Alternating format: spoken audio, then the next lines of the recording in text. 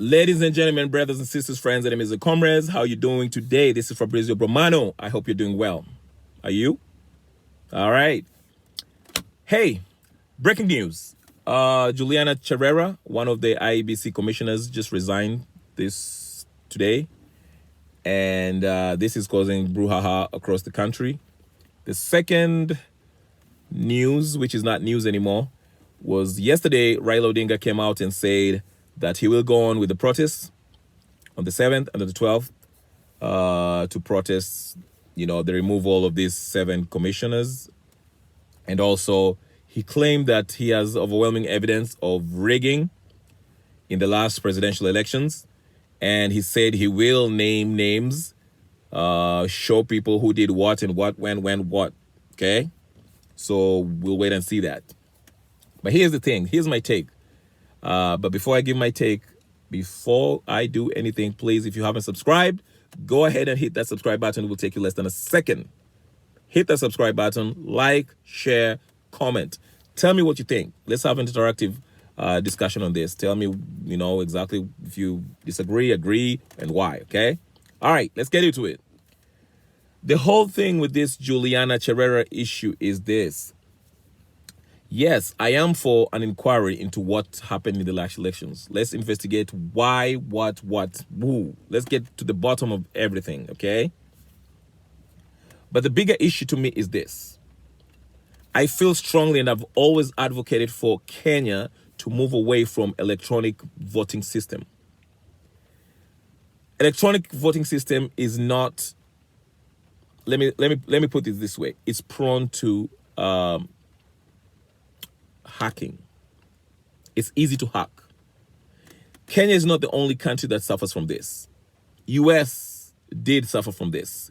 In 2020, one good example is Arizona in Maricopa County. Go do your research. Just go ahead and Google, see what happens. There's a bunch of lawsuits that's going on in Maricopa County, USA, in Arizona, state of Arizona, where the voting machines were tabulated in such a way that it gave an advantage to a specific candidate. And not only that, the company that uses this, produces these voting machines, has a history of, swaying the election into a particular, basically electing candidates who are usually not very popular. In other words, they are known to be subverting the will of the people. Okay?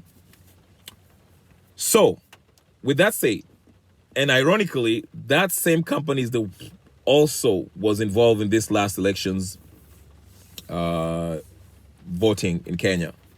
What I'm trying to say is this. We should deal with this election fraud issue by getting rid of electronic voting system. Countries like UK, Germany, and others, you don't see them protesting, claiming claims of rigging after every election because they use paper ballots. I'm not saying paper ballots, you cannot get people rigging. That's not what I'm saying. I'm saying this. There's less chances of rigging in paper ballots when you use paper ballots. It's easy to verify, and it's easy to detect if somebody is trying to rig.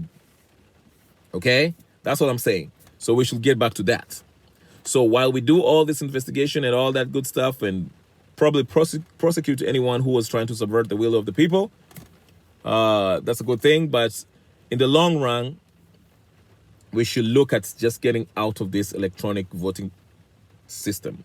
It's not something that, it will always be problematic. Okay? 2, Raila Odinga. And I guess these two issues are interrelated, okay? Because Raila Odinga was also mentioning those 4 commissioners. I don't know his position. I think he wanted them to stay. But my thing is this. With Raila Odinga, I think he's not credible. He lacks credibility. He is in no position to lecture anybody about electoral fraud. Why do I say that?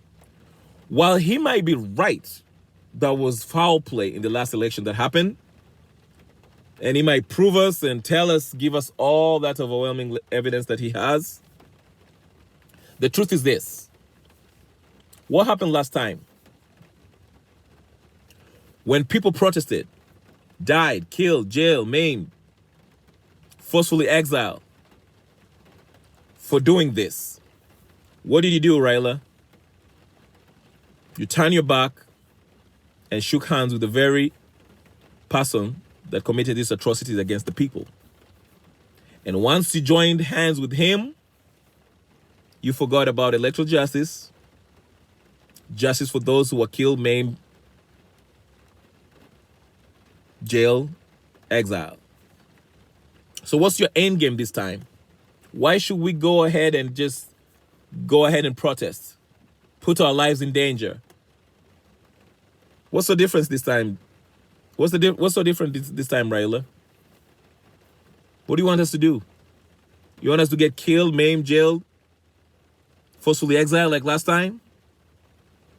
So that you can, what? Have a Nusumkate again with Ruto?